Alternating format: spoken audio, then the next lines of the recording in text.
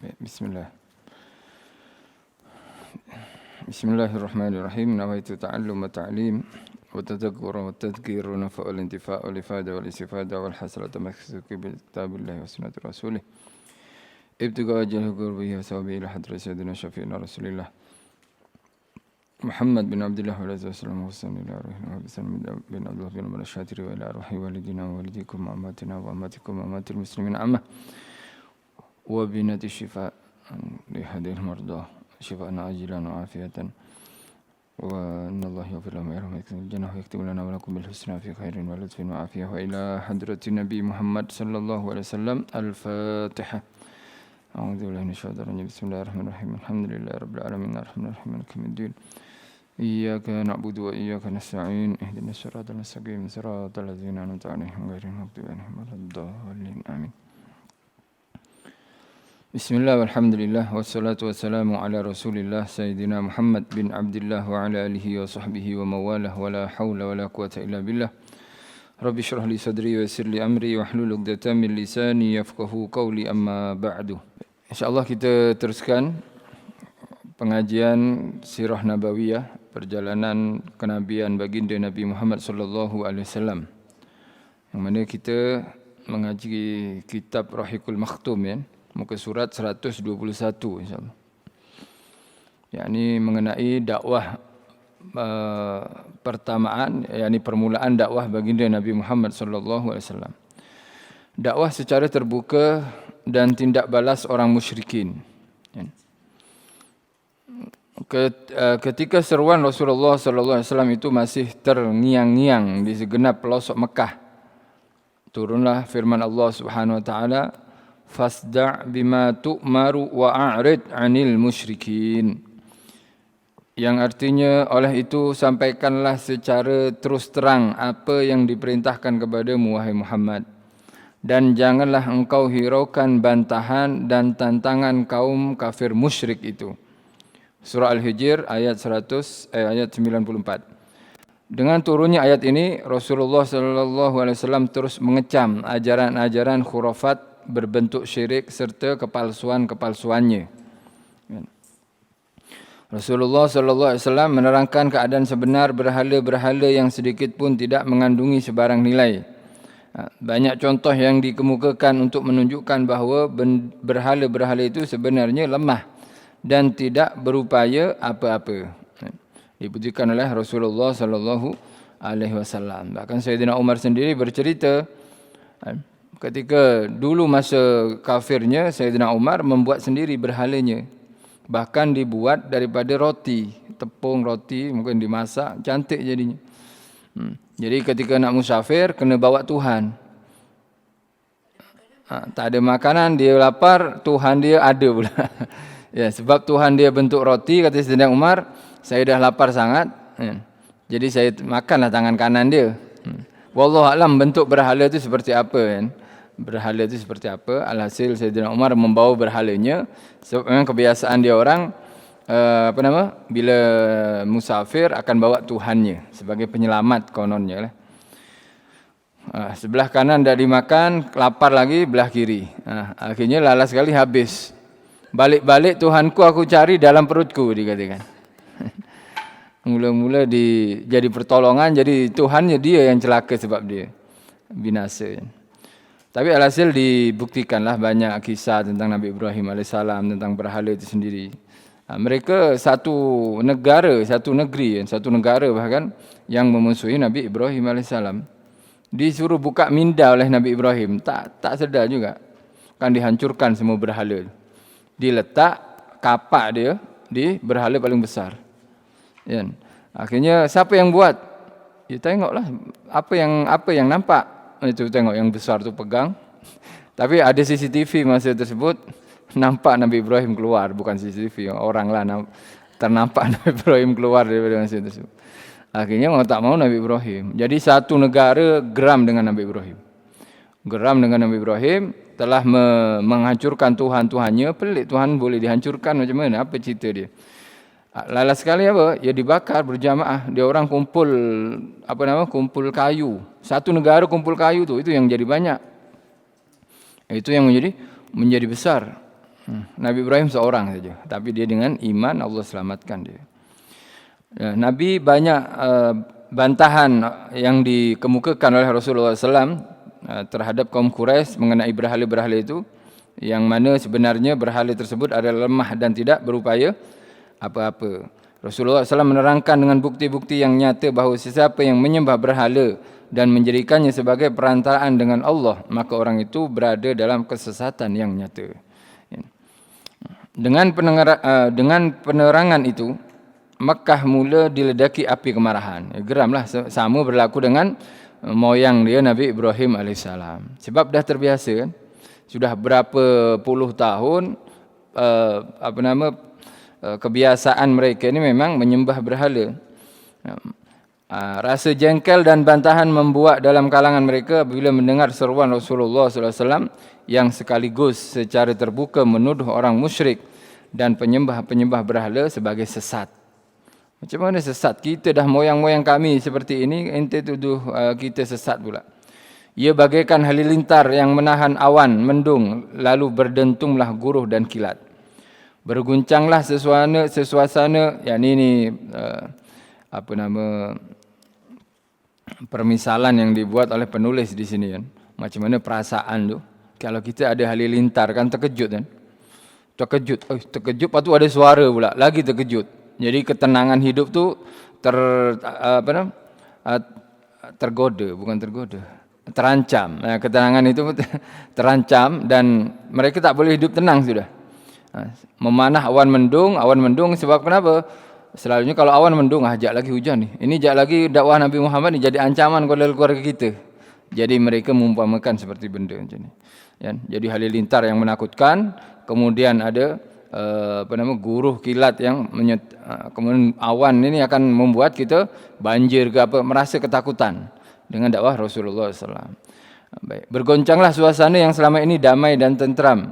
Orang Quraisy, maksudnya kalimat damai dan tentram ini untuk kawasan bangsawan sahaja sebetulnya. Contoh sekarang lah, sekarang kononnya nak bela-bela negara, lala sekali bukan kepentingan rakyat, tapi kepentingan atas sendiri. Sesungguhnya yang damai tentram ni orang bangsawan dia, sebab dia boleh buat zalim kepada orang-orang bawah ni. Buat zalim kepada orang-orang bawah. Orang Quraisy bingkas bangun untuk mengekang kemarahan, untuk mengekang kemarahan suatu perubahan yang tiba-tiba sahaja tercetus. Mereka bimbang perkara ini akan mengganggu tradisi-tradisi mereka dan apa yang mereka pusakai dari dahulu. Mereka warisi daripada zaman dahulu. Mereka bangun menentang kerana mereka sebenarnya faham erti iman yang menolak adanya Tuhan-Tuhan selain Allah. Mereka faham erti beriman dengan kerasulan dan hari kiamat, iaitu pergantungan bulat-bulat dan penyerahan secara menyeluruh di mana mereka tidak akan ada pilihan lagi untuk menentukan apa-apa yang berkaitan dengan diri dan harta mereka, apatah lagi yang berkaitan dengan orang lain. Ini anggapan mereka lah kalau dakwah Nabi Muhammad seperti ini. Maka apa dampak kepada mereka? Ini berarti hilanglah hak ketuanan. Ketuanan, yakni kekuasaan mereka lah, kuasa perintah mereka. Ketuanan dan kebesaran mereka sebagai pemimpin agama ke atas orang Arab lain. Ini bermakna bahawa mereka tidak dapat lagi melakukan apa yang mereka suka, melainkan terpaksa mengikut apa yang diridai Allah dan Rasulnya. Ada sekali lagi, fikiran mereka hanya terbayang di dunia sahaja. Sebab mereka tak ingat akhirat. Fasiliti yang mereka terima, atau kuasa yang mereka ada, tahta yang mereka duduk sekarang ini akan hilang semua kalau kena patuh pada satu Tuhan dan satu Rasul. Sebab kenapa mereka ini berfikiran tentang dunia sahaja, tentang dunianya. Dia tak tahu kalau memang patuh kepada Allah dan Rasul, bukan setakat dunia yang bahagia, pasti akhirat mereka akan abadi dalam kebahagiaan. Mereka tak iman kepada akhiratnya itu sendiri. Memang as-sur'ah bainal haq wal batil. Setiap masa zaman itu pasti ada peperangan, pergaduhan antara kebenaran dan kebatilan. Tapi kalau benda yang benar tidak disuarakan, tidak disampaikan, itu lala sekali dia akan menjadi batil. Sebab kenapa sekarang kita banyak kehidupan kita lebih mendengar atau melihat sesuatu yang batil. Lala sekali yang menjadi batil itu menjadi benar. Yang benar menjadi batil. Contohnya apa? Contohnya seperti yang diungkapkan ya. Orang baca Yasin malam Jumat. Kan dari nenek-nenek kita ya memang baca Yasin dan ada dalilnya baca Yasin. Yasin pun Al-Quran. Lala sekali ada orang berkata Yasin itu baca Yasin ya, Yasin saja itu bid'ah. Yasin itu hadis-hadisnya dhaif bid'ah. Sekali kita dengar kuliah, orang nih hadir kuliah seperti ini, bid'ah ada apa? Awak ni telah ikut saja tak tahu dalil, hanya ikut-ikut seperti orang jahiliyah dibalik sekarang. Mungkin kita ketika kita masih ada pegangan, ayah kita, atuk kita ajar kita masih kuat dalam kuliahnya. Kemudian akhirnya kita balik ke rumah. Balik ke rumah tengok TV, Yasin tu bid'ah kata TV-nya. Kemudian tengok media sosial, Yasin tu bid'ah. Tengok Facebook, Yasin tu bid'ah. Akhirnya confuse kita. Mula-mula kita tegar, tetap, yakin. Lala sekali semua dengar Yasin ni bid'ah. Apa pikiran kita sekarang? Ya, habislah tak baca Yasin lah. Tak datanglah malam Jumat sekarang. Kan? Ini apa nama? Ada yang kena ya? Kalau kena datanglah malam nanti.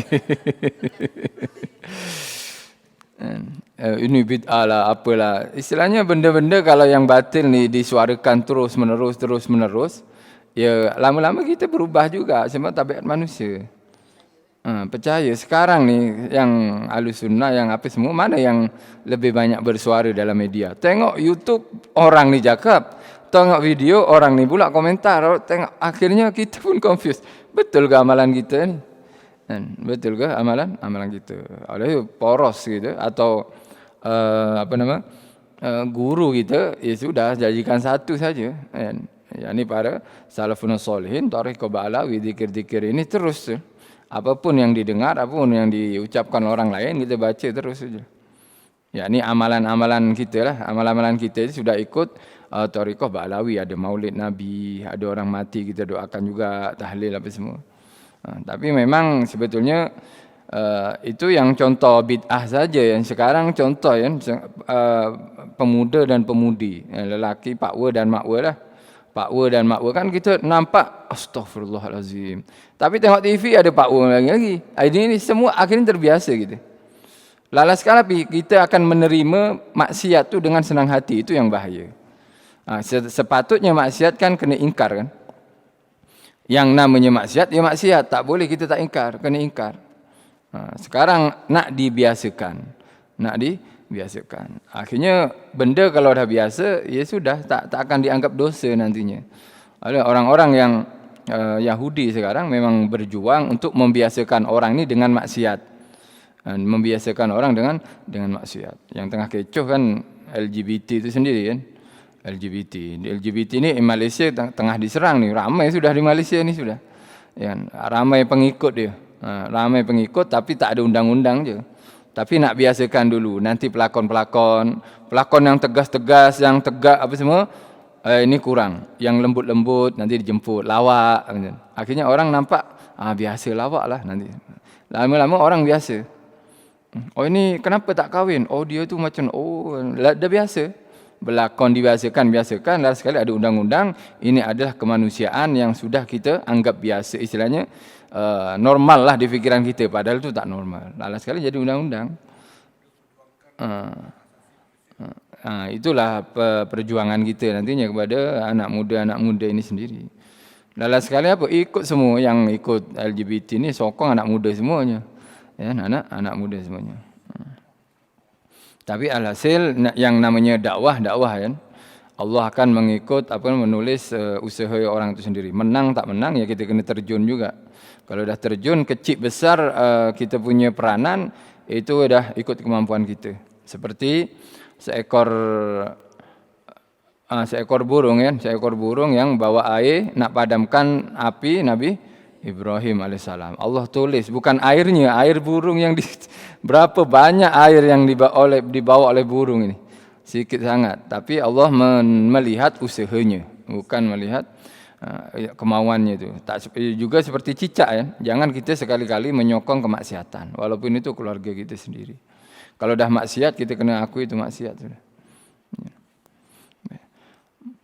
Maka fikiran orang Quraisy ketika melihat dakwah Rasulullah SAW, mereka terancam perihal keduniaan mereka. Mereka tidak boleh lagi berbuat kezaliman yang selama ini dilakukan terhadap golongan bawahan.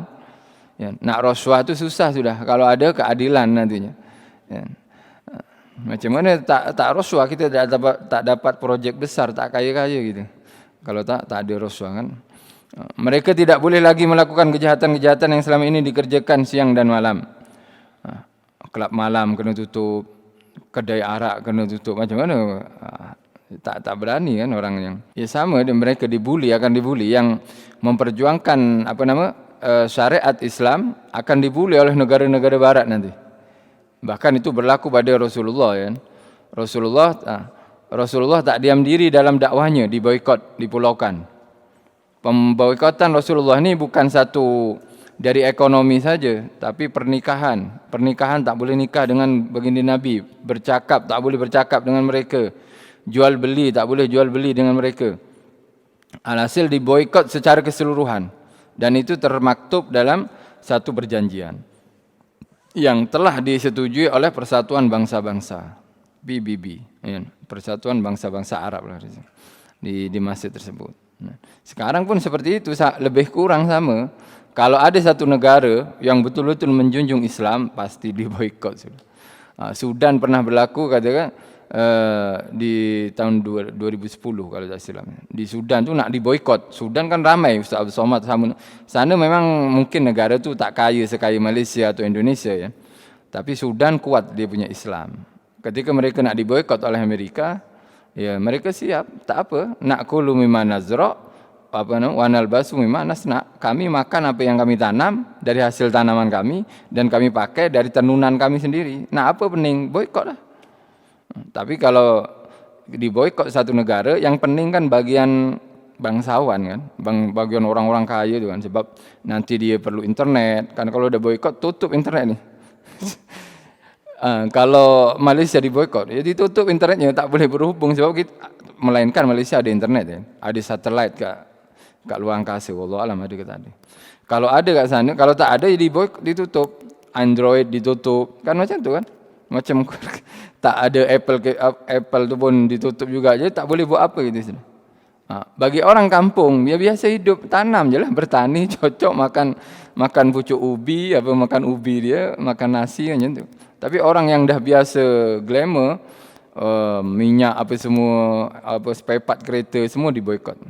Boleh tak melakukan? Tak mungkin. Oleh sebab itu kalau ada ancaman seperti ini terus takut. Akhirnya kita mengiyakan perjanjian mereka. Jangan larang benda ni. Benda ni kena ada izin. Jangan dikucilkan orang seperti ini. Ini kena dibiarkan. Macam itu.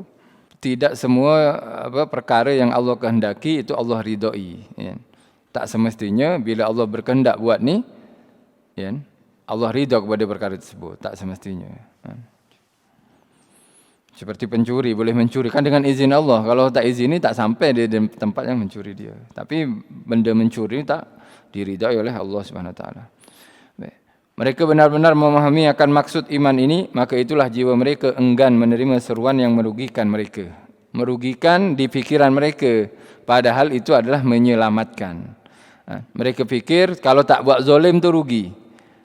Mereka fikir kalau tak mencuri itu rugi. Istilahnya tak boleh hidup lah kalau tak zalim. Tak boleh hidup kalau tak mencuri. Tak boleh hidup kalau tak maksiat.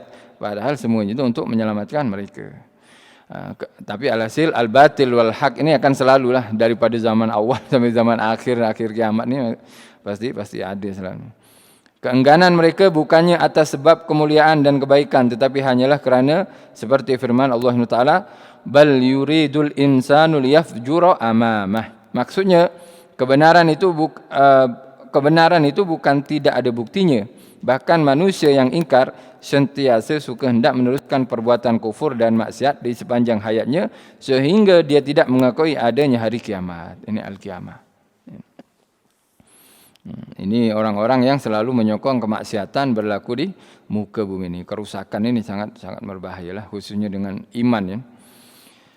Baik.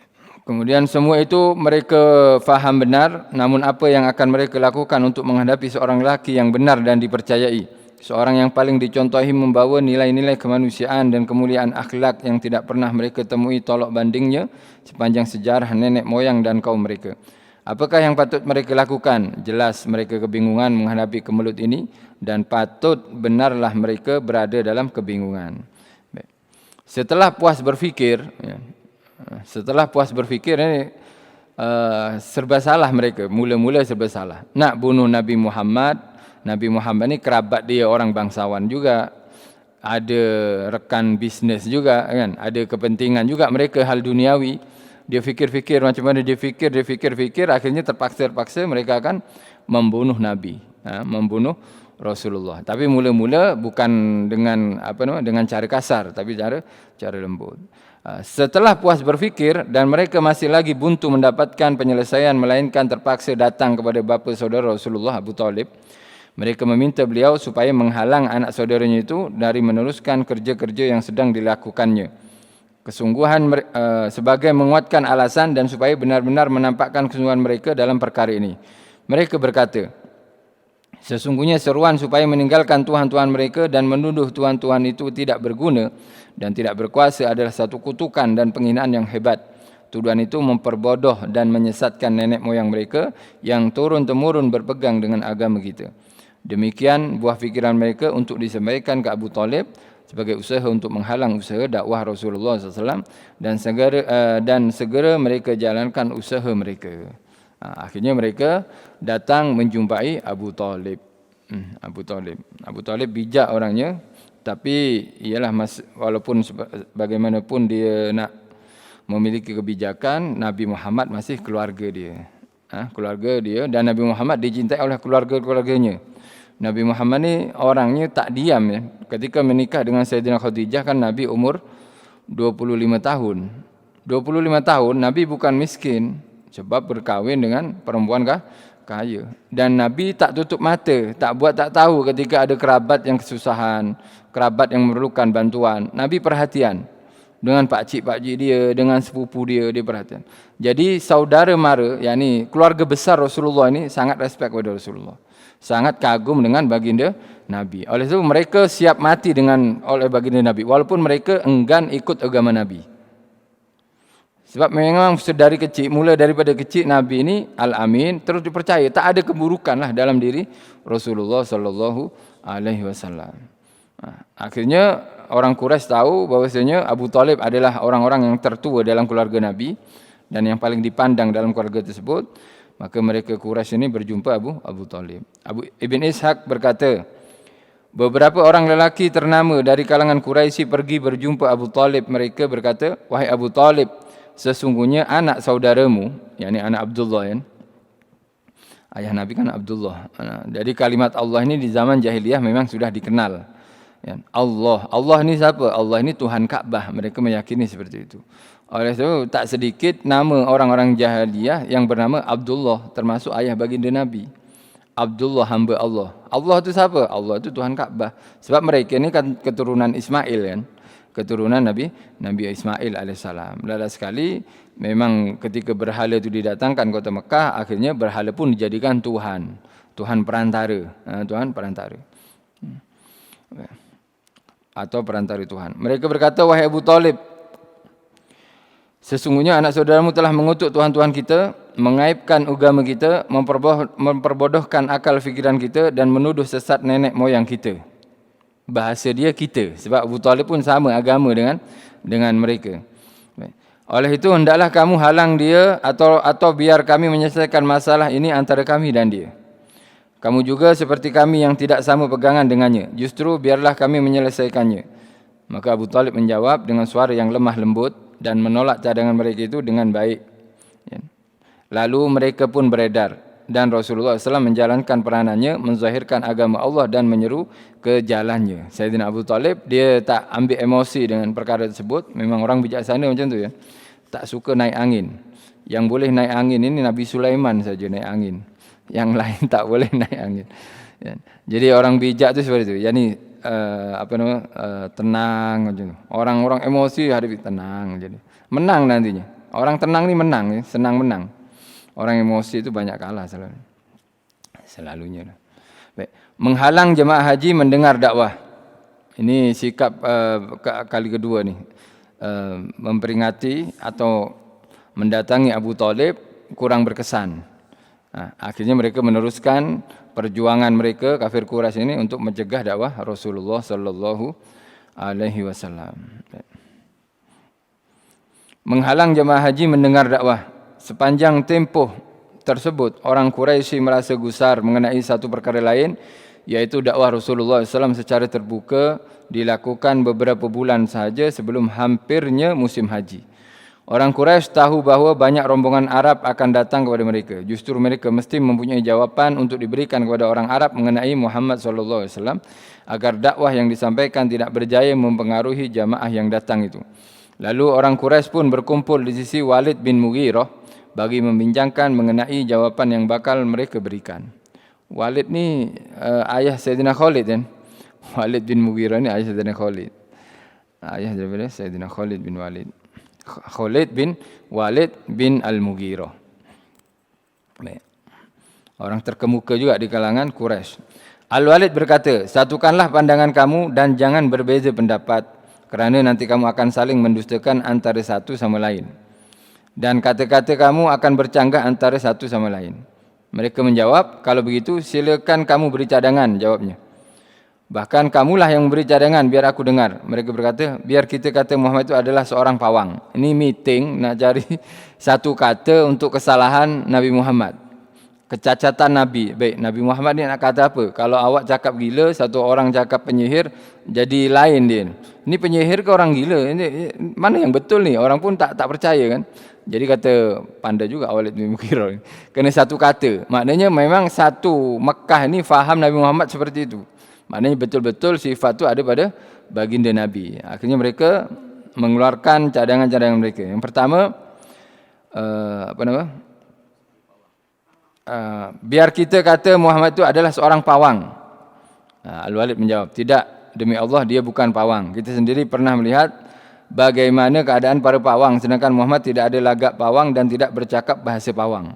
Pawang kan tak jelas dia bercakap. Mau sembuh kat mana-mana kan, turun hujan, tak hujan macam itulah, pawang hujan, selalunya pawang hujan. Nabi Muhammad bila bercakap di per hurufnya jelas. Jadi bahasa pawang tu memang jauh. Kalau istilahnya kalau kita cakap Nabi Muhammad tu pawang, Muhammad tu pawang, lepas tu orang tu jumpa Muhammad, tak ada bahasa pawang dalam diri Muhammad. Jadi pasti tak percaya dengan. Akhirnya mereka berkata lagi, kita katakan dia seorang yang gila. Oh, lagi jauh kan. Jawab Al-Walid, dia bukan kelihatan seperti orang gila. Kan? Kita telah melihat penyakit gila dan kita tahu benar tentangnya. Dia tidak kelihatan seperti dirasuk, bercelaru fikiran dan tidak tentu arah. Nabi Muhammad tegas, yakni tersusun punya ayat, tujuan percakapan pun jelas Rasulullah SAW. Jadi gila pun tak boleh diguna ni. Mereka berkata lagi, kita katakan dia seorang penyair. Jawab Al-Walid, dia bukan kelihatan seperti penyair kerana kita sendiri tahu tentang syair dalam semua seginya, baik rejis, hijis, gharid, maghabut dan mabsut. Ini orang bangsawan tahu, sastrawan semua kan. Yani mereka memang tahu bahasa sastra ni. Jadi ukuran timbangan antara syair pertama, syair kedua mereka tahu semua. Perkataan Nabi Muhammad tak seperti itu. Tak ada timbangan-timbangan seperti ini. Wazan kalau di bahasa Arabnya. Bahasanya itu bukan bahasa syair. Mereka berkata, kita katakan dia orang ahli sihir. Al-Walid menjawab, dia bukan ahli sihir kerana kita pernah melihat tukang-tukang sihir dan sihir itu mereka lakukan, sedangkan Muhammad itu tidak pernah meniup dan menyimpul tali sihir seperti mereka. Ahli sihir kan mengikat benda dengan bentuk yang menakutkan kan? Mata yang tak diri yang tak pernah mandi, tak pernah mandi, rambut tak pernah digosok. Nabi ni kemas orangnya. Tak akanlah penyihir kemas, ini sihir moden ni. Kan seperti itu. Akhirnya pening mereka nak cari sifat. Cari benda yang tak ada kan susah kan. Kalau kita cari benda yang ada, itu senang. Walaupun ada kesulitan. Tapi kalau benda yang tak ada dicari, tak akan pernah jumpa. Akhirnya mereka bertanya pula, kalau begitu apa yang hendak kita katakan? Al-Walid menjawab, demi Allah ucapan Muhammad itu sungguh sedap didengar. Akarnya semerbak harum dan rantainya berbuah lebat. Ini perumpamaan yang diumpamakan oleh orang kafir kepada ucapan Rasulullah SAW, yakni firman Allah Al-Quran. Sampai-sampai Abu Jahal sendiri mendengar firman Allah ini. Abu Jahal sendiri suka. Nabi Daud, Nabi yang sedap suara, Nabi Daud kan. Nabi Daud ketika membaca Zabur kan. Tiupan amin, senyap, semua mendengar. Sedangkan bacaan Rasulullah bukan setakat tiupan angin. Musuhnya boleh mendengar. Musuhnya pun tertarik ingin mendengar bacaan Al-Quran. Abu Jahal. Tapi Abu Jahal ada persaingan keluarga dengan keluarga Nabi. Persaingan kebaikan. Jadi keluarga Nabi kalau buat baik, keluarga Abu Jahal kena buat baik. Bila sedekah, dia buat sedekah. Bila korban, dia korban. Berlomba-lomba dalam kebaikan. Dalam zaman itulah. Lala sekali apa? Nabi Muhammad jadi Nabi. Abu Jahal pening. Siapa nak angkat jadi Nabi keluarga kita? Jadi tak boleh disaingi sudah. Tak boleh disaingi. Lala sekali kalau tak boleh disaingi, jangan kita masuk agama dia. Tapi lala sekali anak Abu Jahal masuk Islam ya. Ikrimah ya. Anak Abu Jahal masuk Islam. Tapi persaingan tu persaingan perhatian manusia saja. Mencari perhatian manusia. Maka Al-Walid memuji Rasulullah SAW. Ucapan Nabi itu sungguh sedap didengar, akarnya sembah harum dan rantainya berbuah lebat. Apa sahaja cadangan yang kamu sebutkan ini pasti diketahui bahawa ianya palsu. Tapi cadangan yang paling hampir, bukan yang paling benar, paling hampir ialah kamu mengatakan dia sebagai tukang sihir. Dia datang dengan kata-kata memukau yang dapat mencerai-beraikan antara anak dengan ayah, suami dengan isteri, seorang dengan keluarganya, dan dengan sebab sihir itulah mereka bercerai-berai. Ya memang keluarga ada anaknya kan yang masuk Islam, ibunya tak masuk Islam. Ada isterinya masuk Islam, suaminya tak masuk Islam. Setengah riwayat menyebutkan bahawa bila Al-Walid menolak semua cadangan yang diberi, mereka berkata, tunjukkanlah kepada kami cadanganmu yang tidak ada kecacatannya. Lalu Al-Walid menjawab, berikan aku masa berfikir. Maka terus lalu berfikir sehinggalah dia menyampaikan cadangan yang seperti yang disebutkan tadi. Istilahnya nak simpulkan, Al-Walid ini memberi keputusan, juluki saja Nabi Muhammad ini tukang sihir, itu perlu masa untuk berfikirnya, berhari-hari dia katakan. Kepada Al-Walid, Allah menurunkan 16 ayat. Kepada Al-Walid Allah menurunkan 16 ayat dalam surah Al-Muddassir. Iaitu ayat 11 hingga ayat ke-26. Ayat-ayat tersebut menceritakan perihal bagaimana beliau berfikir. Antaranya dalam ayat 18 hingga 25. Allah berfirman, A'udzubillahi minasyaitonirrajim. Innahu fakkara wa qaddar, faqutila kaifa qaddar, summa qutila kaifa qaddar, summa nazar, summa abasa wa basar, summa adbara wastakbar, faqala in hadza illa sihru yu'sar. In hadza illa qaulul bashar. Maksudnya kerana sesungguhnya dia telah memikirkan dan mereka-reka berbagai tuduhan terhadap Al-Quran. Yakni firman, ucapan yang disabdakan oleh Rasulullah SAW. Maka celakalah dia hendaknya bagaimana dia berani mereka-reka yang demikian. Sekali lagi, binasalah dia hendaknya bagaimana dia berani menetapkan mereka tuduhan itu. Kemudian dia merenung dan memikirkan berkali-kali jalan-jalan mencaci Al-Quran, tetapi dia gagal. Setelah itu dia memasamkan mukanya dan merengus. Kemudian dia berpaling dari kebenaran dan bersikap sombong. Seraya berkata, Al-Quran ini tidak lain hanyalah sihir yang dipelajari daripada ahli-ahlinya. Ini tidak lain hanyalah kata-kata rekaan manusia. Surah Al-Muddassir ayat 18 sampai 25. Baik. Setelah bersetuju menerima cadangan tersebut, mereka pun melaksanakannya. Mereka duduk di pinggir-pinggir jalan ketika orang ramai telah mula datang untuk menunaikan haji. Setiap orang yang lalu lalang di jalan-jalan itu, mereka sampaikan amaran agar berhati-hati terhadap Muhammad SAW. Dan mereka pun menyebut perihal Muhammad itu sebagaimana yang telah mereka rancangkan. Semua orang yang ini tak ada media masa tersebut. Kalau ada media kan senang, atau tulis, ada kertas. Kertas sebetulnya dah ada di zaman tersebut, tapi di negara Mesir. Kertas kan yang pertama kali kan menjumpakan di Mesir kan, orang Mesir. Di dalam Islam sendiri Di zaman Umar bin Abdul Aziz ada kertas. Sebelumnya guna kulit. Kan kalau tulis surat guna kulit yang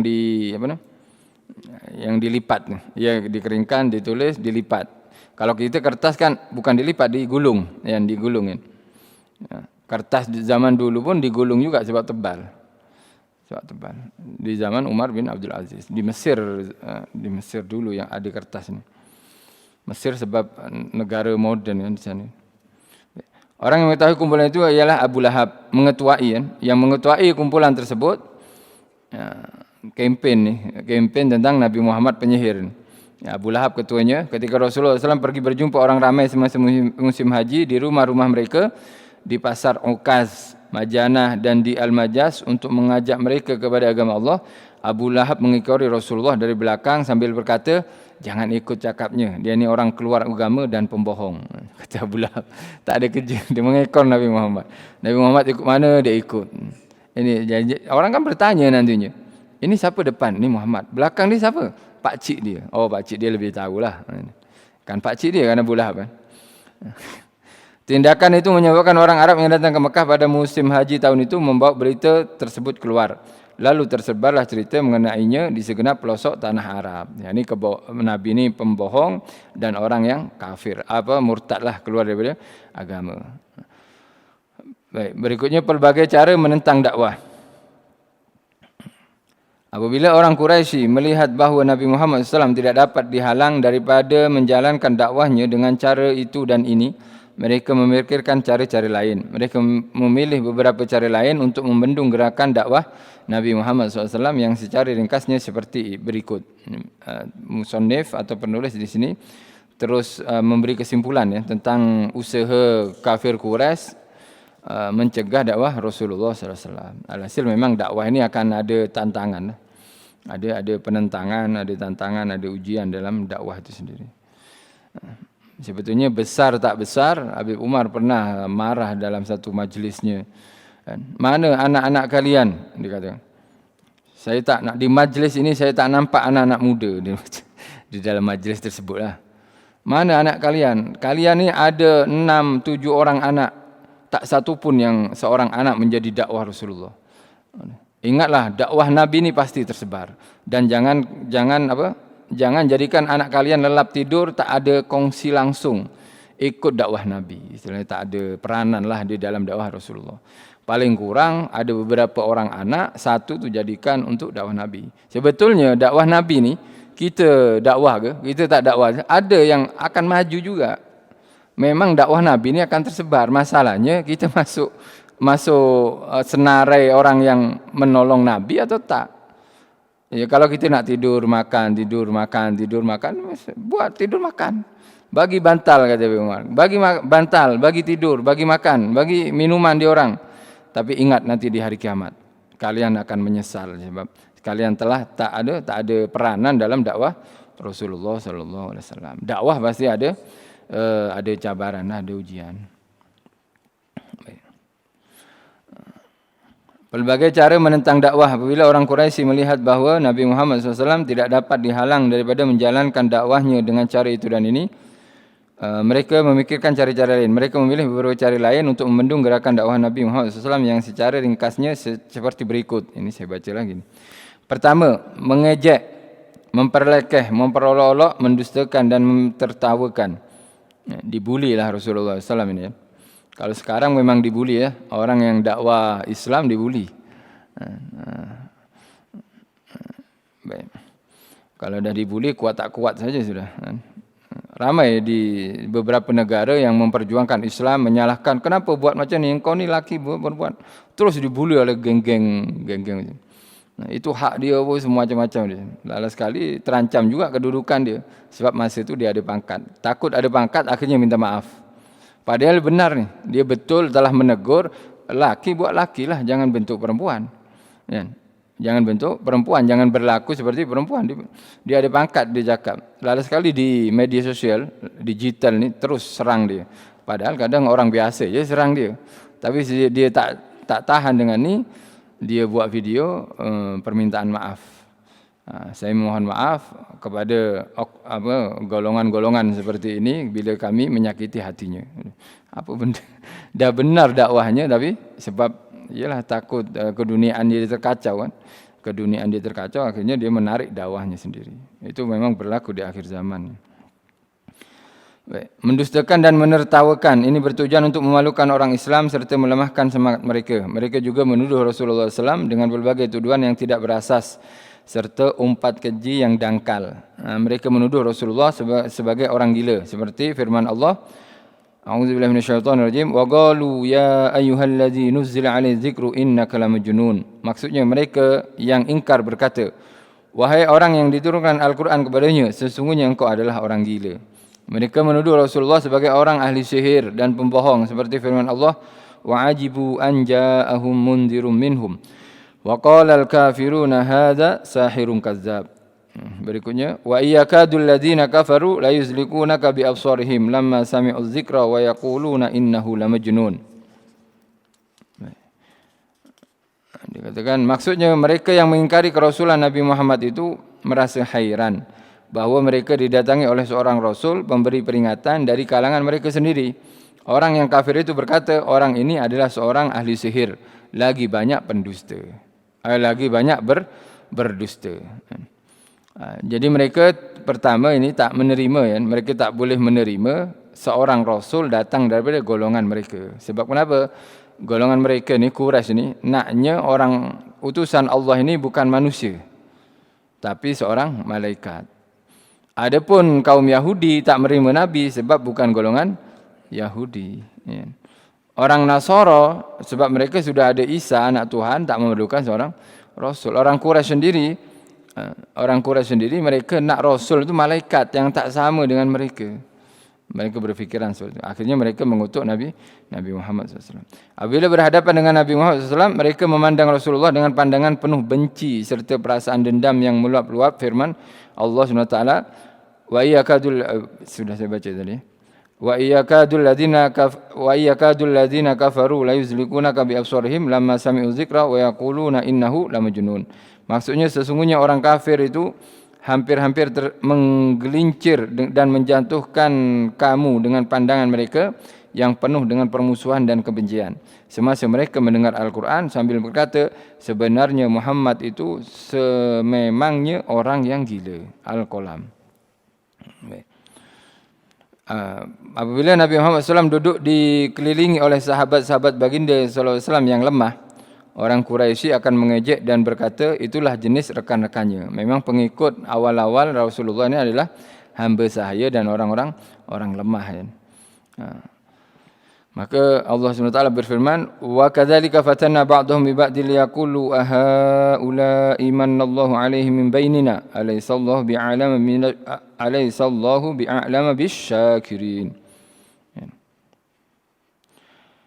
Maksudnya demikianlah kami uji sebagian mereka dengan sebagian yang lain, contohnya orang kaya dengan orang yang miskin, supaya mereka berlumba-lumba mendahului keimanan, supaya mereka berkata, inilah orangnya yang telah dikurniakan nikmat hidayat oleh Allah kepada mereka di antara kita. Allah berfirman, bukankah Allah lebih mengetahui akan orang yang bersyukur. Baik.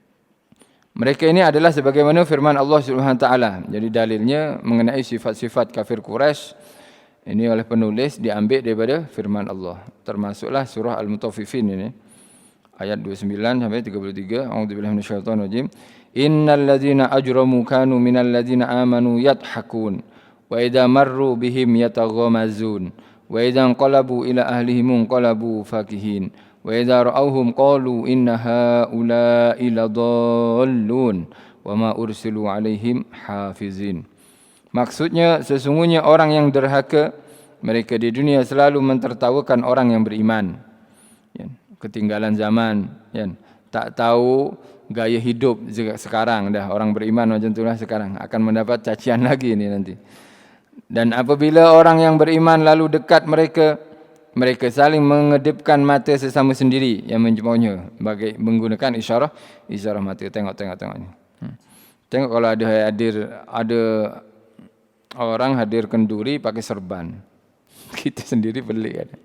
Padahal itu adalah baju pakaian Rasulullah sallallahu alaihi wasallam. Ya. Nabi, pakaian tu bukan setakat pakaian ulama-ulama sekarang, pakaian tu bersanad juga. Jadi daripada para habaib kita, Sayyidina Muhajir, daripada Basrah apa semua, sampai Sayyidina Ali Zainal Abidin, sampai Sayyidina Husain, pakaiannya seperti itu. Jadi sebetulnya mereka ini Ahlul Bait Nabi ini memang memegang sunnah Nabi dalam diri mereka, dalam pakaiannya, akhlaknya. Ya. Kalau kita tahu akhlaknya memang tak boleh bandingkan sudah. Akhlak mereka dalam ibadahnya, dalam memaafkan orang-orang sekitarnya. Kita kalau ibadah tak diganggu orang, kita kan seronok ibadah, tenang kan. Tapi mereka ni ibadah kadang diganggu orang. Di penjara, kan ramai mereka yang sampai di penjara oleh komunis. Tapi lalas sekali di penjara pun mereka buat maulid di penjara itu. Mengajarkan akhlaknya. Sampai sekarang ada orang yang seperti itu. Seperti yang berlaku di Habib Rizik kan, Habib Rizik yang Jakarta sekarang ni. Termasuk yang dizalimi lah atau di penjara masa itu. Lalas sekali tak ada hal, kata Habib Rizik. Saya di luar, di rumah saya buat pengajian, di penjara pun saya buat pengajian. Bahkan satu penjara jadi pondok pesantren dia. Ketika dia keluar pun sedih semua orang penjara. Istilahnya orang kalau dah ada berpegang dengan Rasulullah SAW, ada pada dirinya, di mana-mana ada manfaat dia. Di mana-mana ada manfaat. Mulai zaman dulu, guru Sayyidina Habib Umar pun, Habib Muhammad Haddad pun dipenjara juga sama oleh komunis. Lain sekali semua yang dipenjara hafal doa Syekh Abu Bakar bin Salim tu. Allahumma ya azimah sultan, yang kata sebelum subuh ada solat tahajud. Dikatakan aktiviti saya, Habib Rizik kata juga, aktiviti saya, kuliah saya di dalam penjara dengan di luar penjara lebih banyak dalam penjara. Sebab dalam penjara 5 waktu saya ada kuliah.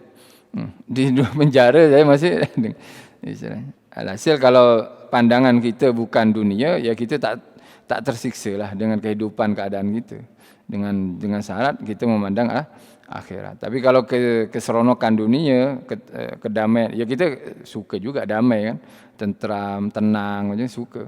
Tapi kadang Allah SWT ini memperlakukan hambanya berbeza satu dengan yang lain. Yang penting kita ada jiwa dakwah insya-Allah dan menerima qanaah dengan ketentuan Allah Subhanahu Wa Taala. Oleh itu mereka dikatakan mereka saling mengedipkan mata sama sendiri mencemunya, dan apabila mereka orang kafir kembali kepada kaum keluarga, mereka kembali dengan riang gembira. Dan apabila mereka melihat orang beriman, mereka berkata, sesungguhnya mereka itu adalah golongan yang sesat, padahal mereka tidak diutus untuk menentukan sesat atau tidaknya orang yang beriman itu. Surah Al-Mutaffifin. Wallahu a'lam bishawab. InsyaAllah yang kedua kita teruskan pada kesempatan akan datang.